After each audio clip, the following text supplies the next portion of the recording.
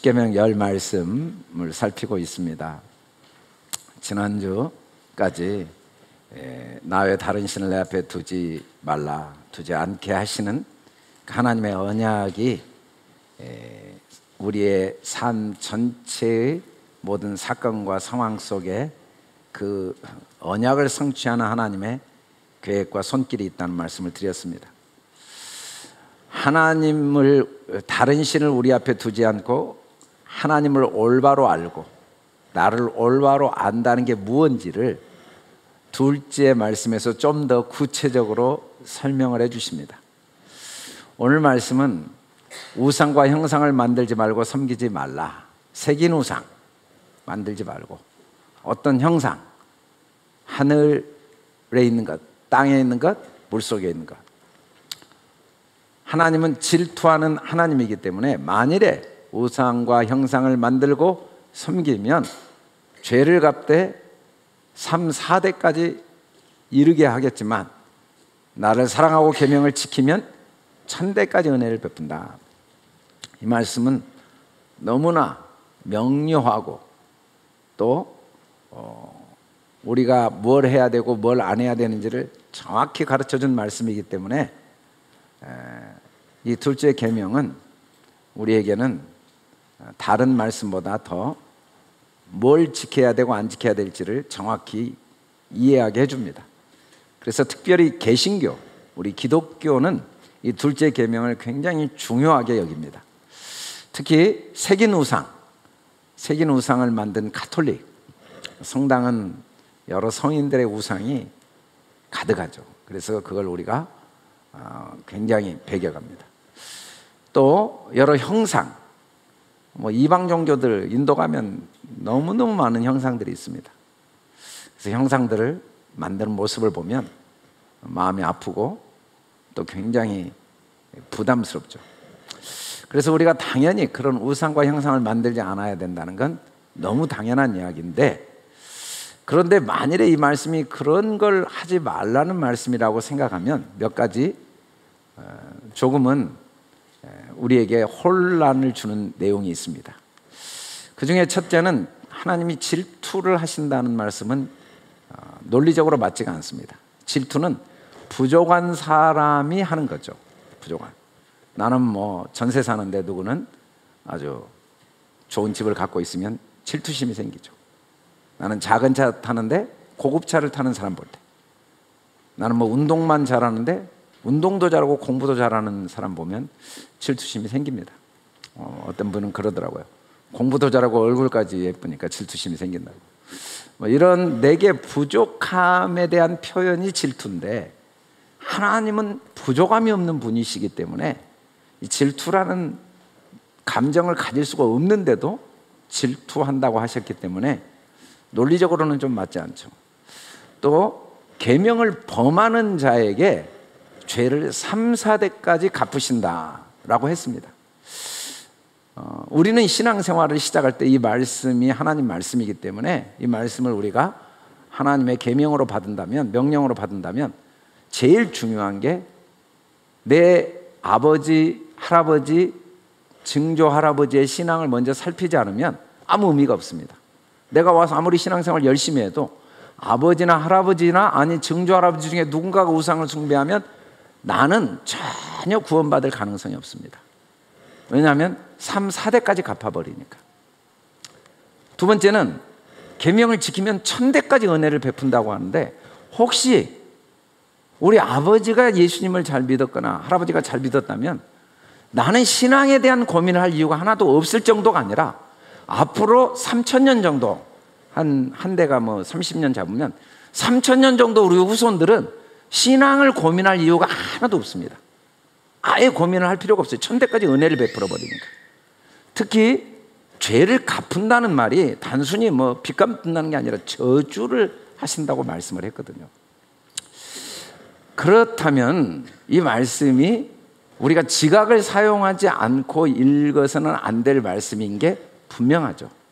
그냥 우리가 우상을 만들거나 형상을 만들거나 거기에 절하거나 섬기지 말라는 명령이 수 없다는 사실은 조금만 논리적으로 생각해 봐도 절대로 아니라는 게, 만약에 그거라면 하나님이 하신 말씀을 적용하기가 너무 어렵습니다. 일단 신앙생활 시작을 내가 할 이유가 없어요. 조상이 제일 중요해요. 조상. 나의 신앙은 뭐 내가 살필 이유도 없는 거죠. 그래서 이건 조금 지각을 사용하지 않으면 안 되는 말씀이 분명하죠. 더구나 이 말씀의 더 큰 문제는 사실은 성경에 보면 계대, 이 저주의 대물림은 없다는 게 분명합니다. 각자 자기 죄 때문이지 뭐 아담의 죄가 뭐 우리에게 물려오고 이런 일은 있을 수 없다는 게 명확한 성경의 말씀이고, 더 문제는 우상은 하나님이 만들으라고 시켰어요. 뭐 성전도 전부 우상들입니다. 전부 새기고 또 붓고 깎고 금으로 치고, 그래서 뭐 천사들도 만들고 이거 다 하나님이 만들으라고 시켰거든요. 이스라엘 백성들이 한 모든 일은 우상을 만드는 일이었거든요. 심지어 뭐 모세에게는 노스로 뱀을 만들으라고 하신 분이 하나님이죠.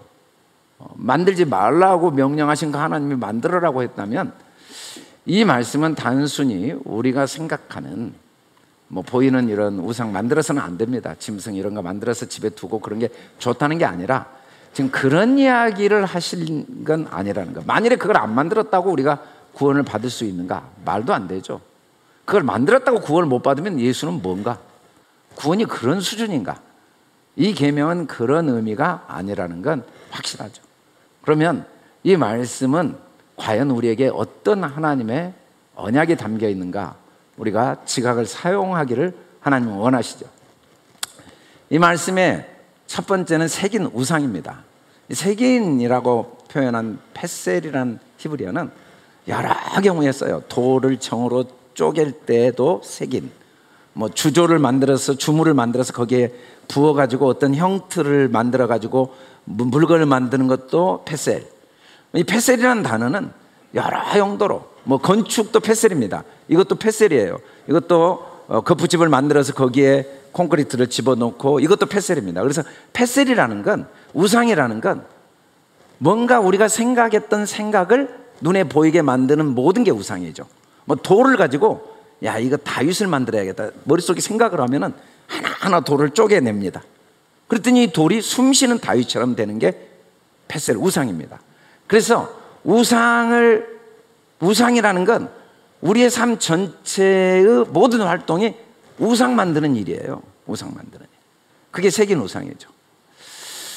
하나님이 이스라엘 백성에게 성전을 만들려고 할 때도 우상 만드는 일입니다. 하늘의 모양을 보여준 다음에 그대로 나무도 깎고 돌도 깎고 금도 치고 뭐 이거 하나하나 만들으라고 보여준 성전은 우상입니다. 하나님이 보여준 그걸 그대로 모세가 만든 거죠. 사실은 성경이 우리에게 계시하고 있는 건 이 세상은 다 우상입니다. 누가 만들었냐면 하나님이 만든 우상이에요. 이 건물은 사람이 만든 우상입니다. 우상이라는 건 생각을 눈에 보이게 만들어 놓은 게 우상이에요. 누군가가 몇 사람이 향기교회 건축을 하겠다는 생각을 했고, 그 생각을 설계사에게 의뢰했더니 설계사가 설계 도면을 만들었고, 그 도면에 기초해서 이 건물이 눈에 보이게 됐죠. 그게 우상입니다. 우상은 생각을 쪼개거나 아니면 만들거나 깎거나 아니면 형틀을 만들어서 보이게 만들어내는 게 우상인데, 온 세상은 하나님의 생각이 눈에 보이게 나타난 거라고 성경은 말합니다. 나타냈어요.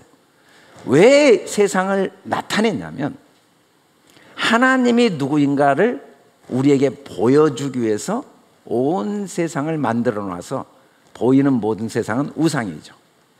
만물이 그로 말미암아 이 근 로고스, 하나님의 생각을, 하나님의 어떤 생각을 갖고 있는가를 보여준 게 하늘과 땅과 바다, 만물입니다.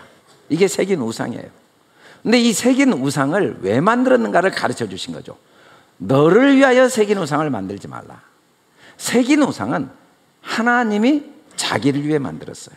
하나님이 자기를 위해, 자기를 나타내시려고. 우리는 어떤 존재인가? 우리는 우상이 아닙니다. 우리는 하나님의 형상입니다. 하나님의 형상. 형상이란 말은, 우상은 뭐 싱가포르, 저 63빌딩 이런 데 가면 대통령들을 실물 그대로 만들어 놓은 동상, 우상을 보고 사진을 많이 찍더라고요. 저도 가서 사진 찍었는데, 오바마 대통령, 뭐 링컨 대통령 뭐 사진을 찍었는데, 그게 우상이죠. 거기에는 숨 쉬지 않습니다. 피가 흐르지 않아요. 근데 형상은 동일체예요. 하나님과 우리는 동일해요. 우리는 피가 흐르고 있고, 하나님의 생각이 우리 속에 담겨 있고, 하나님의 모든 것이 우리 안에 다 있는 형상으로 만드셨다고 그랬어요. 우상이 아니에요. 모양도 똑같습니다. 테무트란 말은 하나님의 그 DNA, 속성이 우리 속에 다 있어요. 영원성, 창조성. 이 하나님, 우리 아들은 우상이 아닙니다. 우리 아들은 형상과 모양입니다. 내 DNA를 그대로 가지고 있어요. 우리 자녀는 내 핏줄이 그대로 같은 혈액형을 가지고 있고 같은 세포를 가지고 있죠. 하나님은 우리만 하나님 자신으로 만들었다. 그게 1계명이죠. 1계명이 나 외에 다른 신을 내 앞에 두지 않게 하겠다. 이 말은 너만은 하나님과 네가 같은 존재, 너와 내가 같은 존재임을 내가 꼭 알게 하고 싶다. 그게 1계명이었는데, 그렇게 알게 하기 위해서 하나님이 우상을 만들어 놨어요. 근데 우리도 하나님의 본성이 있어서 어떤 오해를 하냐면, 나를 알리고 싶은 오해를 해요. 그게 인생이라고 착각을 하고 살아가요. 모두가. 우리의 모든 삶은 나를 알리기 위한 도구입니다. 왜냐하면 첫째는 내가 누군지 나도 몰라요. 둘째는 남이 몰라요. 그래서 좋은 대학을 들어가고 싶어 해요. 몸을 건강하게 만들고 싶어 해요. 좋은 차를 사고 좋은 집을 얻고 싶어 해요. 이거 다 뭐냐면 나를 알리기 위한 우상을 만드는 일들입니다. 인간이 태어나서 죽을 때까지 하나님의 본성 때문에 자기를 알리고 싶은 욕구를 가지고 살아가요. 근데 아무리 알리기 위해서 많은 걸 만들어도 그게 나를 절대로 알려주지 않습니다. 명예가 나를 알려주지 않아요. 아, 그 사람 대통령이야. 시간 지나면요, 대통령과 그 사람하고는 관계가 없어요. 착각이에요. 대통령을 통해 사람들에게 나를 알렸다고 생각하는 건 착각이에요. 그건 그 사람이 아니에요. 우리는 남에게 나를 알려줄 노력을 할 필요가 없어요. 왜냐하면 나는 만물이 나가 누군지 알려주기에 지어진 거고, 돈과 명예가 내가 누구인지 알려주기 위해서 하나님이 허락하신 거고, 직장, 건강, 사회적인 명예, 지위를 왜 우리에게 하나님이 허락해 하셨냐면 내가 누구인지를 알도록 돕기 위해서 주신 것에 불과해요. 우리는 만물을 위해 만들어진 게 아닙니다. 우리는 만물을 통하여 내가 누구인지를 발견하도록 하나님이 만드셨어요. 사람은 무엇이기에 주께서 생각하시고 돌보시는가? 사람은 누구냐면 하나님이 우리 아버지이고 내가 곧 하나님이라는 사실을 알려주기 위해서 하나님은 자기가 하나님인 걸 스스로 아시지만 우리는 내가 하나님인 걸 알 방법이 없으니까 하나님의 우상들을 세상에 많이 만들어 놓고 그 우상들을 도구로 해서 내가 얼마나 보배롭고 소중한 영광스러운 존재인가를 발견해 가도록 만물을 만들어 놓으셨다는 거죠. 그게 너를 위하여 새긴 우상을 만들지 말라는 의미입니다. 그러면 우리는 이 삶을 왜 사는가? 돈을 왜 벌고, 직장을 왜 잡고, 교회를 왜 건축하고, 왜 우리가 전도를 하고, 왜 국가를 더 부강하게 만드는가? 우리는 이 모든 것들이 하나님이 나를 어떻게 사랑하시고 하나님의 은혜가 우리에게 어떻게 임한가를 배우고 발견하기 위한 도구지, 이것들을 통해 내가 삶의 미래의 희망을 갖고 꿈을 간직하고 미래에 대한 안전과 평안을 누리기 위한 것이 돼서는 안 된다는 거예요. 하나님은 우리에게 새긴 우상들을 많이 주셨어요. 그래서 아프리카에서는 태어나자마자 음식을 먹지 못해 1년 안에 죽은 아이들이 많아요. 어느 지역에서는 음식이 남아 돌아가서 쓰레기로 처리하는 게 어려운 지역도 많아요. 우리가 보기에는 엄청난 차이입니다. 그러나 하나님이 보실 때 이건 다 우상들이에요. 도구들이에요. 그렇게 굶어 죽은다고 해서 큰 문제는 없어요. 그러나 그걸 통하여 하나님의 은혜가 뭔지를, 이 모든 주어진 것들의 가치와 의미가 뭔지를, 그리고 하나님이 없이는 어떻게 되는가를, 솔로몬의 모든 영광을 얻어도 역시 헛된 것이 사실입니다. 그렇게 100년, 200년 산다고 의미와 가치가 없어요. 만일에 그것이 새긴 우상이어 버린다면, 그걸 통해 내가 누구인지를 발견하고 내가 누구인지를 나타내려고 했다면 헛된 거예요. 근데 그걸 통하여 하나님 아버지의 사랑을 알았다면, 가난을 통해 하나님 아버지의 사랑을 알았다면, 부요함을 통해 하나님의 사랑을 알았다면, 그건 나를 위한 새긴 우상이 아니라 그 우상을 도구로 내가 누구인지를 알게 된 거죠. 우리는 우상을 만드는 삶이 아닙니다. 나를 보여주기 위한 삶이 아니에요. 우리는 앞날의 염려 때문에 열심히 사는 게 아니에요. 우리는 내가 성공하기 위해서 노력한 게 아니에요. 사업에 실패하면 자기가 실패했다고 착각해요. 사람들에게 인정받지 못하면 자기는 가치가 없다는 착각을 해요. 그건 다 자기를 위해 새긴 우상을 만드는 삶의 범위 안에 있기 때문에 겪는 아픔입니다. 이 아픔은 하나님의 우리를 향한 포기할 수 없는 사랑이죠. 그 아픔이 없으면 보이는 것들이 도구라는 걸 인정을 안 하고 깨닫지를 못해요. 두 번째, 하나님은 어떤 형상도 만들지 말라고 했는데, 이 형상이라는 단어 테무나는 원래 나무, 이 히브리어 나무에서 유래된 명사로, 원래는 거짓말하다에서 유래된 명사입니다. 그래서 가짜, 그림자 모형이에요. 여러분, 그림자는 분명히 나를 보여주지만 나는 아니에요. 여러분이 보이는 모든 세상은 다 가짜예요. 그림자예요. 일시적인 모형이에요. 진짜는 하나님 한 분이고, 우리 안에 하나님이 주신 우리의 영원한 생명이 진짜예요.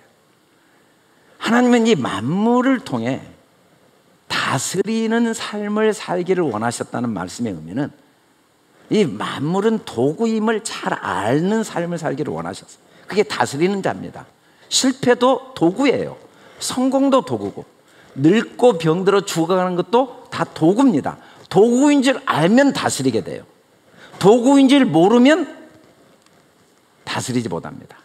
만물은 다 그로 말미암아 지은 바 되었으니 지은 것이 하나도 그가 없이 된 것이 없다. 이 말은 만물은 다 하나님의 우리를 향한 사랑과 계획 속에서 우리를 위하여 지어진 거죠.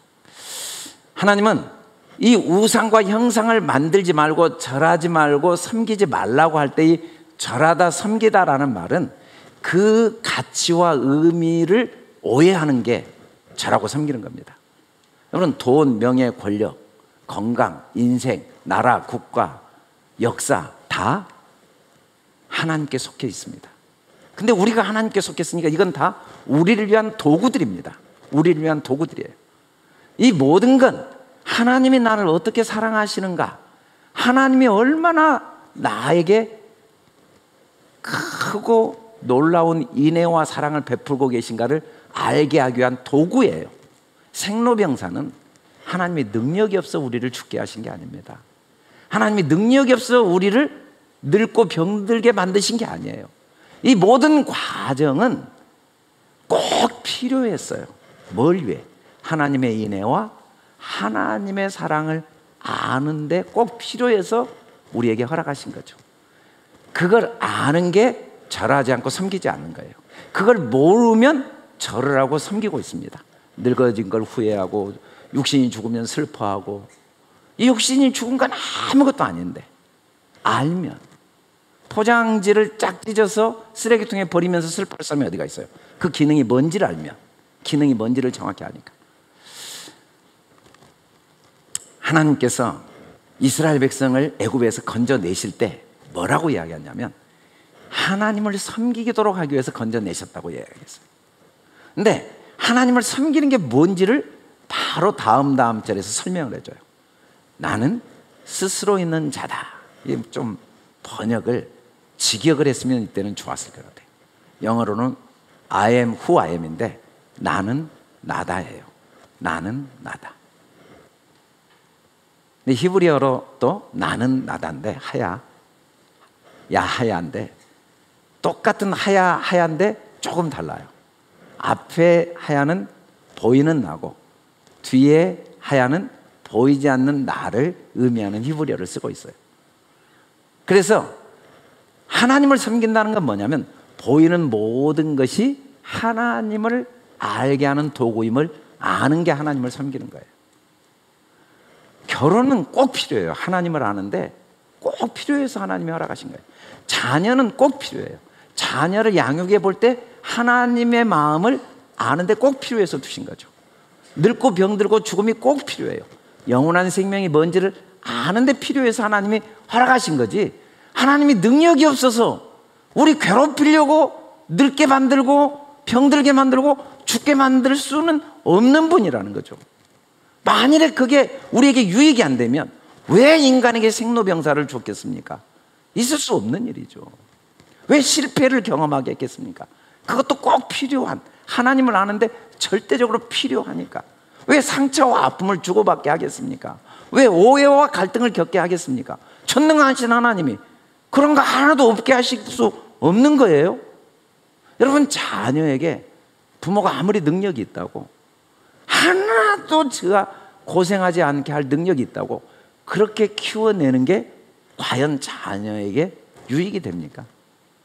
가진 게 많고 능력이 있을수록 자녀를 더 많은 고난의 길, 더 멀리 가게 하고 더 여러 나라에 가게 하고 더 여러 경험을 하게 한 이유는 그 아이가 나와 똑같은 나중에 이 회사나 어떤 특권을 누리기 위해서는 그 과정이 꼭 필요하기 때문에 유학도 보내고 어려운 일을 맡기는 것처럼, 하나님이 능력이 없어서가 아니라 우리가 하나님과 똑같은 축복을 누리도록 하기 위해서 만물을 만들어 놓으신 거라는 거죠. 하나님이 모세에게 이르시되 너는 이스라엘 자손에게 이같이 이르기를 너희 조상의 하나님 여호와 곧 아브라함의 하나님, 이삭의 하나님, 야곱의 하나님께서 나를 너희에게 보내셨다 하라. 여기서 주어는 하나님입니다. 하나님은 우리의 삶 속에 400년 애굽 생활을 왜 허락하셨는가를 설명하고 있죠. 아브라함이 안 보이고 이삭이 안 보이고 야곱이 안 보이고 그 형상과 우상이 안 보이고 그들을 통하여 일하신 하나님이 보일 때까지 기다리신 겁니다. 향기교회 하면 이강주 목사는 어느 날 영원히 기억이 되지 않아요.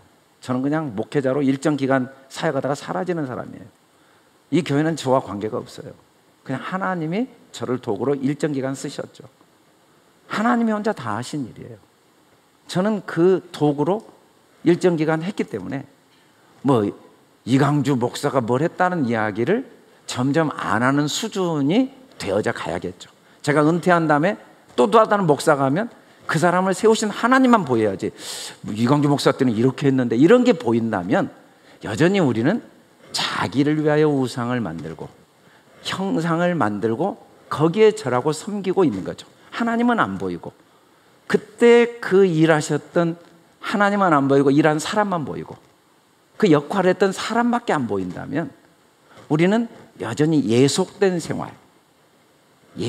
생활 수준이겠죠. 어린아이들은요 안 보여요.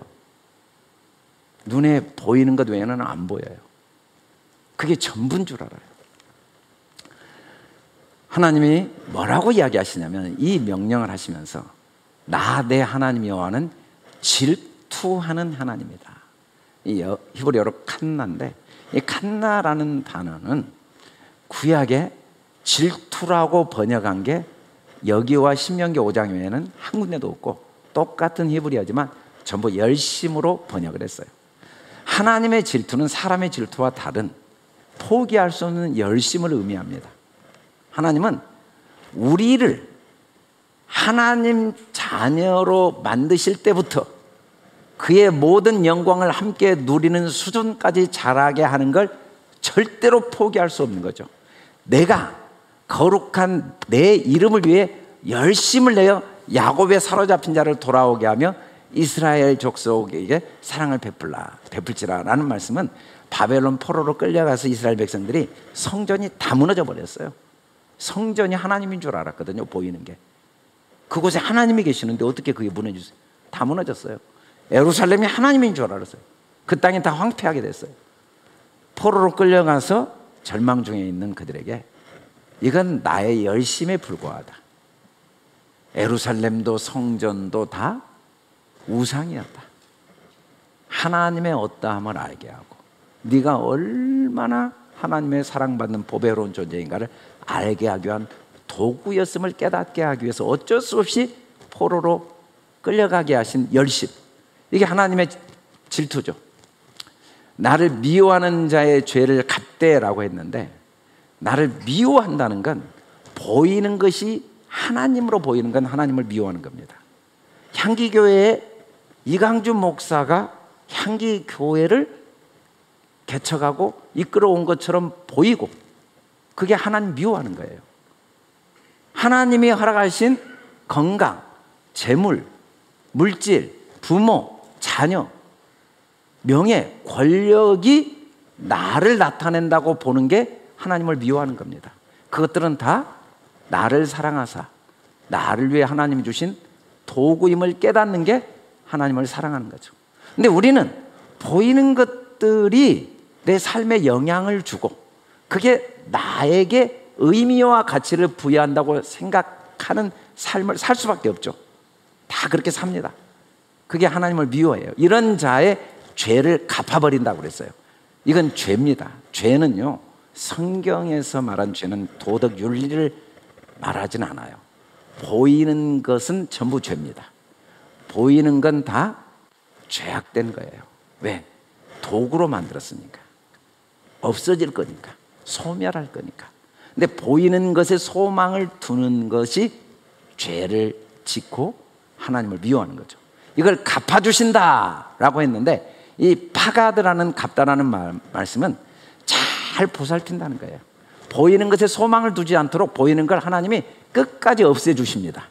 우리 몸도 아무리 약 잘 먹고 운동 잘해도 점점 늙게 만들어주시고, 언젠가는 육신의 생명 끊어지게 해주시고, 이 세상은 아무리 막 제도를 잘 만들고 정치를 잘해도 또 전쟁이 일어나게 해주시고 막 태풍이 일어나게 해주시고, 이게 하나님이 죄를 갚아주시는 과정입니다.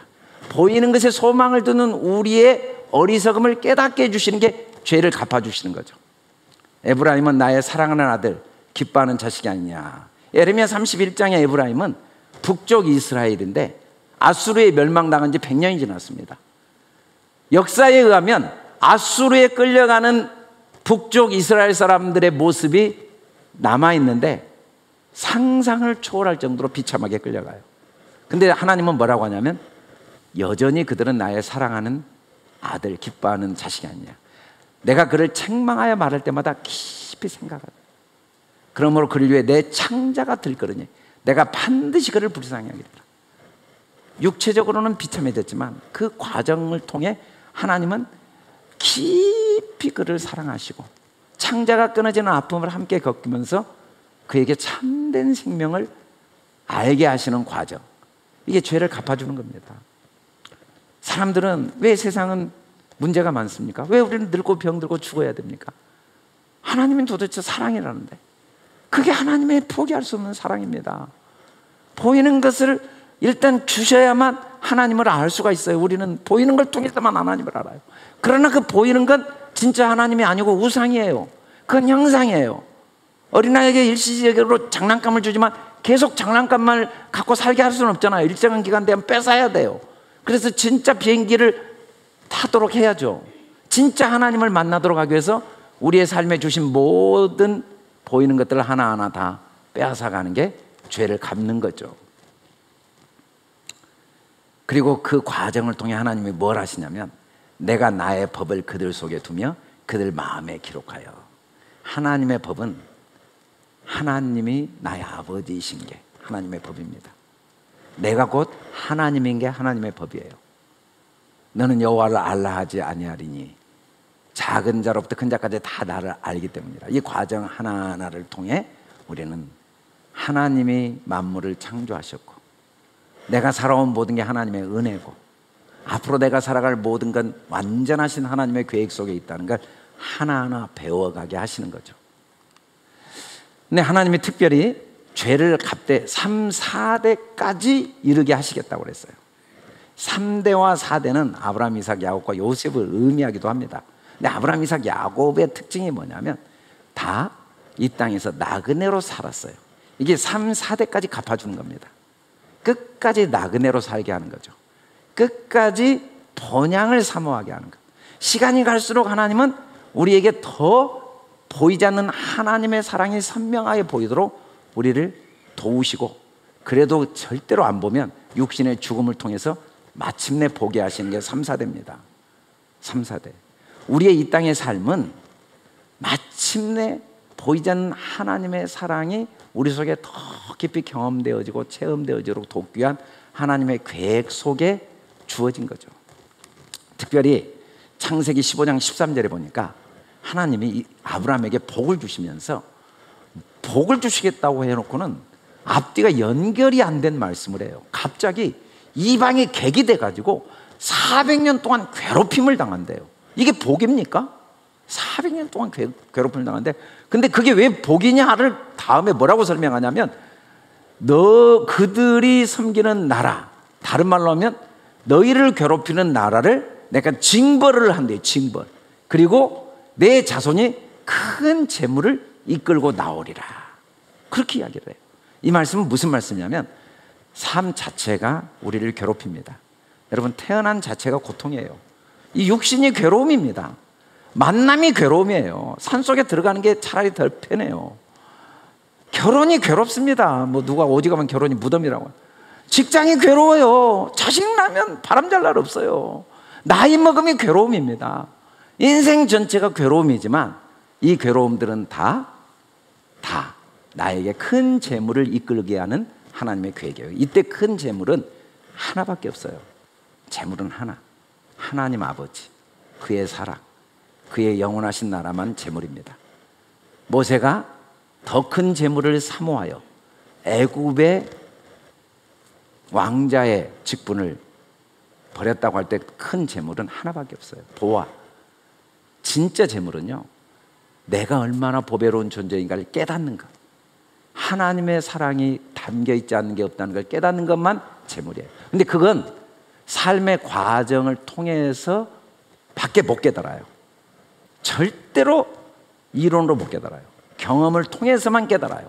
결혼해보고 자녀 낳아보고 직장에서 고생해보고 몸이 아파보고 나이가 들어가보고 병 들어보고 일이 잘 돼보고 일이 안 돼보고 이 사건 하나하나를 다 경험해야 그 경험한 만큼 하나님의 사랑의 어떠함이 내게 주어지는 거죠.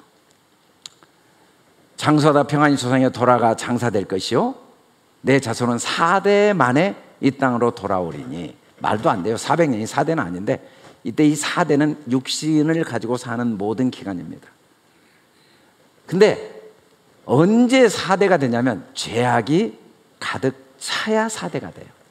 죄악이 아직 가득 차지 않아서 돌아오지 못했대요. 죄악이 가득 차다는 건 보이는 모든 게 우상이고 형상임을 깨닫는 겁니다. 보이는 모든 게 그림자이고 가짜인 걸 깨달은 것. 보이는 모든 게 죄인 걸 깨달은 게 죄가 가득 찬 사람이에요. 아, 보이는 모든 건 다 도구구나. 하나님의 사랑의 어떠함을 알게 하기 위한 도구구나. 내가 겪었던 아픔도 하나님의 나를 향한 사랑을 깨닫게 한 도구였구나. 앞으로 내가 어떤 일을 경험할지 내가 아무것도 걱정할 필요가 없는 이유는 어차피 다 그것들은 일이 잘 되건 못 되건 하나님의 사랑을 깨닫게 한 도구임이 확실하기 때문에 염려할 게 없죠. 그래서 우리는 3, 4대까지 이르러버린 사람에게는 어떤 경험을 하게 되냐면 하나님을 사랑하고 계명을 지키는 자의 삶을 경험하게 돼요. 여러분, 하나님을 사랑하고 계명을 지키는 건 우리가 못해요. 하나님이 3, 4대까지 이르게 해주셔야 돼요. 이 하나님을 사랑하고 계명을 지키는 자는 어떤 삶을 살게 되냐면, 바벨론 포로로 끌려간 이스라엘 백성들이 여호와께서 나를 왜 잊으셨습니까? 라고 하니까 하나님이 뭐라고 하냐면, 젖먹는 자식을 여인이 있겠느냐? 자기 태에서 난 아들을 긍휼히 여기지 않겠느냐? 그런 사람이 있을 수도 없지만 혹시 있다 할지라도 나는 너를 잊지 않는다. 내가 너를 내 손바닥에 새겼고 너의 생벽이 항상 내 앞에 있다. 이 말은 뭔 말이냐면, 네가 겪는 모든 아픔은 사실은 내가 먼저 겪고 있다. 네가 겪는 모든 아픔, 모든 고통, 모든 죽음, 그거 다 가짜야. 내가 진짜로 이미 다 앞에서 겪고 있어. 너를 위해서 부모가 자녀 대신 앞에서 다 싸워주고 있거든요. 어린애들은 지가 큰지 알죠. 부모가 알아서 다 먹이고 키워준 것처럼 하나님이 나를 완벽한 성벽으로 보호하신 것까지 깨달아지면 3, 4대가 끝난 사람입니다. 이게 주님을 사랑하고 계명을 지키는 자예요. 아, 하나님이 내가 어떤 어려움과 어떤 죄와 어떤 실패, 어떤 고통을 겪어도 나보다 먼저 다 겪으시고, 그리고 그 모든 걸 결국은 나를 향한 하나님의 사랑을 깨닫게 하는 도구로 반드시 사용하시고, 어떤 경우에도 나를 잊지 않거나 나를 버리거나 내 문제를 내 문제로 생각하지 않고 자기 문제로 생각하시면서 내 삶을 책임지시는구나 라는 게 깨달아진 사람이 3, 4대를 통과한 사람이고, 그 사람이 하나님을 사랑하고 계명을 지키는 자죠. 그 사람은 더 이상 하나님의 삶을 살지 않고 자기 삶을 삽니다. 하나님이 하실 일을 자기가 하지 않아요. 앞날을 염려하는 건 하나님이 혼자 하실 일이에요. 뒤를 보고 후회할 일은 하나님이 혼자 하실 일이에요. 다른 사람의 문제를 놓고 옳고 그름을 이야기하는 건 하나님이 하실 일이에요. 오로지 내가 할 일, 모든 삶 속에 어떠한 하나님의 사랑과 선하심이 있는가를 발견하고 깨닫고 배우면서 날마다 감사와 기쁨과 소망을 하나하나 더 넓혀가는 삶, 그게 내가 할 일이죠. 우리는 똑같은 직장 생활하고 똑같은 사회생활하고 똑같은 학교 생활하고 똑같은 가정생활을 하지만 하나님이 할 일을 하는 사람이 있어요. 그게 다 내 앞날을 위한, 나의 어떠함을 보여주기 위한, 내 삶의 행불행을 결정할 수 있는 조건이라는 착각은 다 하나님이 하실 일을 자기가 하는 겁니다. 이 모든 것들은 나를 위한 하나님의 사랑의 도구니까 우리는 염려하고 후회하고 비교하고 경쟁할 시간에 더 주어진 시간과 환경 속에서 어떻게 더 하나님의 사랑을 배우고, 어떻게 더 감사하고, 어떻게 부지런하고, 어떻게 더 열심히 하고, 어떻게 더 즐겁게, 어떻게 더 소망 가운데 행할 것인가를 끊임없이 배우는 게 우리 할 일이죠. 우리 할 일. 이때 우리는 천대의 은혜를 받게 됩니다. 이 천이란 말은 우리 개념으로는 좀 어려워요. 이 알레프라는 말이 히브리어 첫 글자 알레프, 이게 알레프입니다. 그리고 이를 의미해요. 그래서 천은 사랑하는 자들아, 주께서는 하루가 1000년 같고 1000년이 하루 같다는 이 한 가지를 잊지 말라. 천대의 복을 하나님은 주시기로 해요. 이 천은 보이지 않는 하나님의 복을 누리는 겁니다. 그게 진짜 하나님이 주시기를 원하시는 복이죠. 주의 약속은 어떻든지 더디다고 생각하는 같이 더딘 것이 아니라 오직 주께서는 너희에 대하여 오래 참으사 아무도 멸망하지 않고 다 회개하게 이르기로.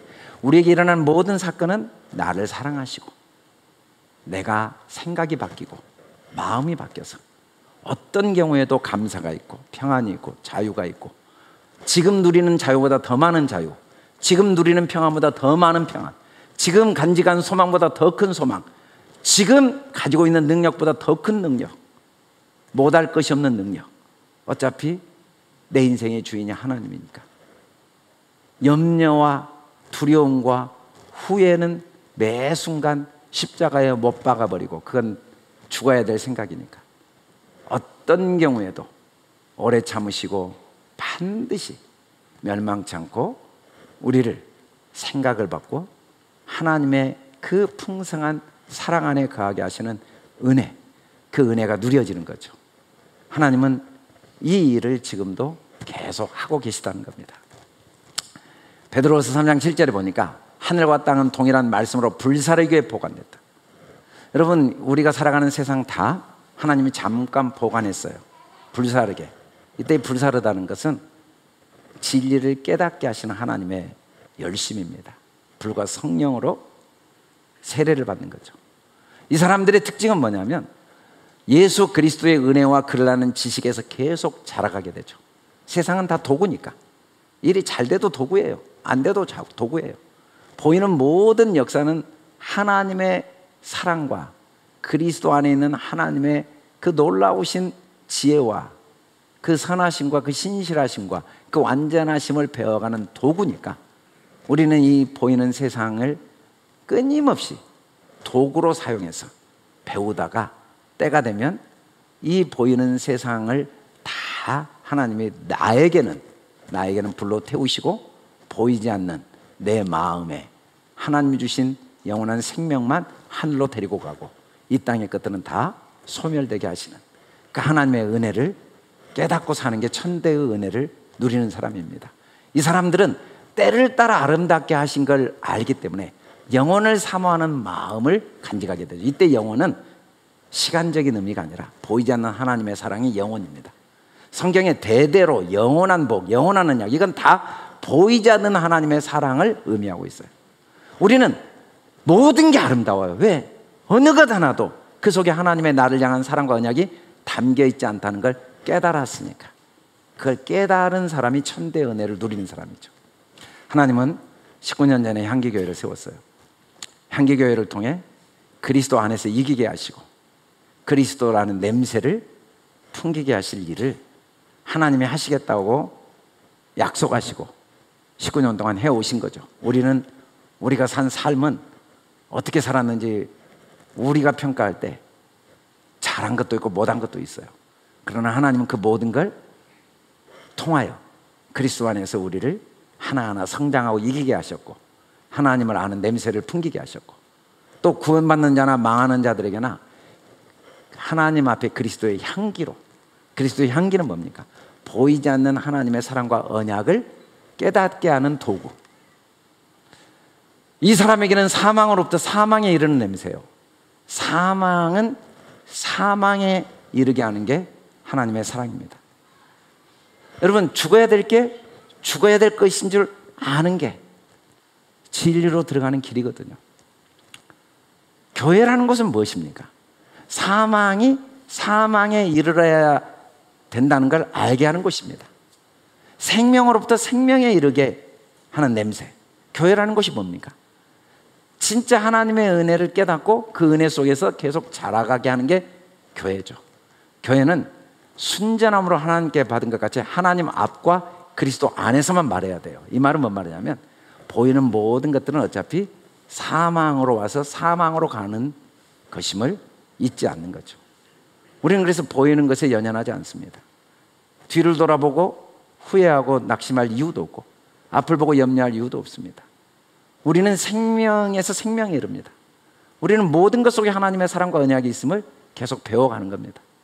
사건을 통해 하나님의 나를 향한 어떠한 사랑, 자녀가 세월이 흘러가면서 부모가 나를 어떻게 사랑했는가를 어쩔 수 없이 세월을 흘러가면서 배워요. 부모가 가르쳐서 배우는 게 아닙니다. 내가 대학 들어가 보니까, 내가 군대 가 보니까, 내가 결혼해 보니까, 내가 자식 낳아 보니까, 내가 나이 들어서 늙어 보니까, 내가 병들어 보니까 나를 낳으시고 늙어서 돌아가시기까지 살아오신 부모님의 사랑과 마음이 어떠한가를 그때 배운 것처럼 우리도 삶의 모든 과정이 다 그리스도 안에서 말하는 겁니다.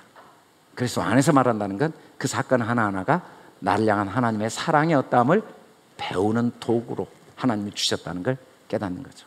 여기까지 이렇게 우상을 만들지 않고 형상을 만들지 않고 거기에 절하지 않고 섬기지 않도록 우리를 인도해 오신 주님의 손길 속에 우리가 여기 왔고 앞으로도 하나님은 우리가 우상을 만들거나 형상을 만들지 않고 절하지 않고 섬기지 않으며 하나님이 우리의 삶 전체를 3, 4대까지 죄를 갚는 도구로 사용하셔서 우리의 삶이 매일매일 천대의 은혜를 누리는 매일매일의 삶 속에 하나님의 진리와 사랑을 깨달아 알아가고 그 안에 자라가도록 도우시는 그 주님의 손길이 저와 여러분을 붙들고 계시고 인도하실 줄 믿습니다. 이 주님의 손길을 우리 한번 잠깐 영상으로 돌아보는 시간을 갖도록 하겠습니다. 하나님이 우리를 어떻게 이런 손길로 인도하셨는가. 우리 몇 분들이 영상을 만들었더라고요.